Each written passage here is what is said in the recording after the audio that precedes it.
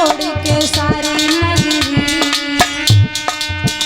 ये छोड़ के सारी नगरी मरघट को जाना है।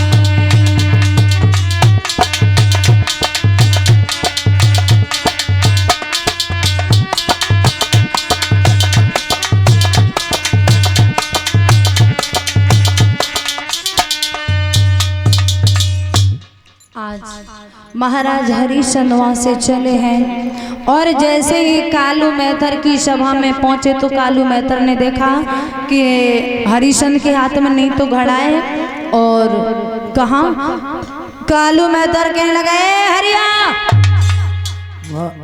क्यों रे ये क्या महा कर रहा है, घड़ा कहाँ है? अरे घड़ा फूट क्या फूट गया महाराज, घड़ा फूट गया? हाँ यानी घड़ा फूट गया, तुझे खाने को नहीं मिलता, पीने को नहीं मिलता है, क्या हुआ? महाराज हाँ खैर खाने को ही मिलता है पर मेरे नसीब में भोजन नहीं है। तो क्या दुकान वाले ने तुझे भोजन नहीं दिया? दिया था, फिर क्या हुआ? पर मेरे नसीब में ही भोजन नहीं है महाराज। आपके नसीब में भोजन नहीं है। दुकान वाले से पूछा तो दुकान वाले ने कहा कि वो 3 दिन भोजन लेके गया, बाकी मेरे यहाँ से भोजन नहीं ले गया। कालू मेहतर कहने लगा बारे हरिया तुझे 3 दिन भोजन तूने किया, बाकी 36 दिन तक तू भूखा रहा, मेरा काम करता रहा, अब मैं ज्यादा तुझे और नहीं सताऊंगा। अब तू पानी के योग भी नहीं है, जब तुझे मेरा भोजन पसंद नहीं है तो मैं ज्यादा नहीं सताऊंगा तुझे। तो उसी समय कालू मेहतर के ने महाराज हरिश्चंद्र को काले वस्त्रों को दे दिया पहनने के लिए, एक हाथ में लाठी को दे दिया और उसी दिन से उन्हें मरघट का वासी बना दिया। बोली गोविंद भगवान की। महाराज हरिश्चंद्र को जब मरघट का वासी बना दिया है, महाराज मरघट में पैरा लगाने लगे। इधर जो रानी तारा ब्राह्मणी मैया के घर में रसोई का काम करती है, तो एक दिन ब्राह्मणी मैया ने तारा से कहा कि बेटी तारा अपने बेटा रोहित से कह दे कि पूजा के लिए समय अधिक हो रहा है, बगिया तक चला जाए और फूल तोड़ करके ले आए ताकि मैं पूजा कर सकूं। तारा मैया ने अपने बेटा रोहित को बुलाया है और रोहित को जैसे ही बुलाया मैया तारा ने और कहा है कि बेटा आप जरा बगिया तक चले जाओ, फूल तोड़ करके ले आओ, समय अधिक हो रहा है। और कहने लगी है वो माँ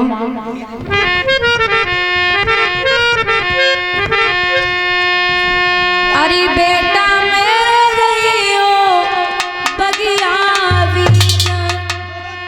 और तोड़ी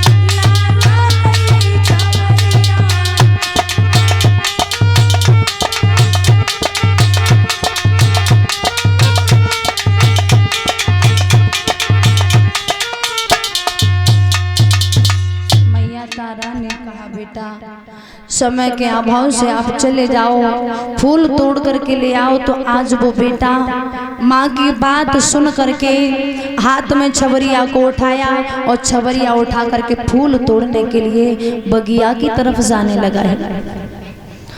बगिया की तरफ बेटा रोहित फूल तोड़ने को जा रहा है। मैया तारा अपने बेटा को देख रही है। तो जैसे ही बाग में जाकर के पहुंचा, रोहित ने आज सुंदर सुंदर से फूलों को छबरिया में रख रहा है। सोच रहा है कि मैं आज हर रोज से जल्दी पहुंच जाऊंगा, ब्राह्मणी मैया प्रसन्न हो जाएगी। लेकिन वो वक्त नहीं आया। विश्वामित्र जी ने देखा कि बेटा रोहित बगिया में फूल तोड़ने के लिए आया है, तो मुझे यहाँ पर भी छल करना चाहिए। उन्होंने क्या किया, योग माया के द्वारा एक बहुत सुंदर फूल बीच झाड़ी में खिला दिया और सबसे ऊंचा खिला दिया। रोहित की नजर उसी फूल पर जाकर के पड़ी है, तो सोचा कि मैं इस फूल को जरूर ले जाऊंगा, चाहे कितनी भी दूर हो, किसी भी प्रकार में से तोड़ूं, इसे जरूर लेकर के जाऊंगा। और विश्वामित्र सर्प का रूप धारण करके उसी फूल में जाकर के छुप गए। आज बेटा रोहित जैसे ही उस झाड़ी में फूल तोड़ने के लिए आगे बढ़ा है, और जब फूल तोड़ने को आगे बढ़ा तो मेरे भक्तों हुआ ऐसा है।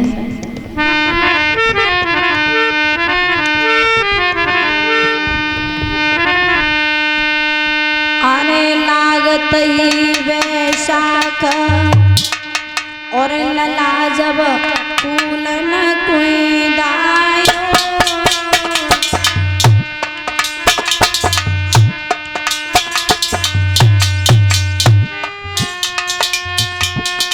आरे कुंवर जब फूल न कोई दायो,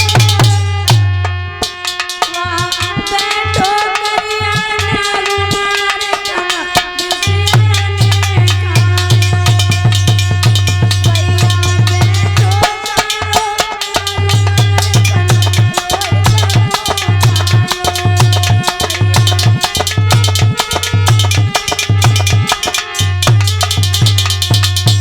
जैसे ही रोहित की उंगली में उस काले सर्प ने खाया, रोहित धरती पर गिर पड़ा और धरती पर गिर पड़ा। मुंह से आवाज निकली, माँ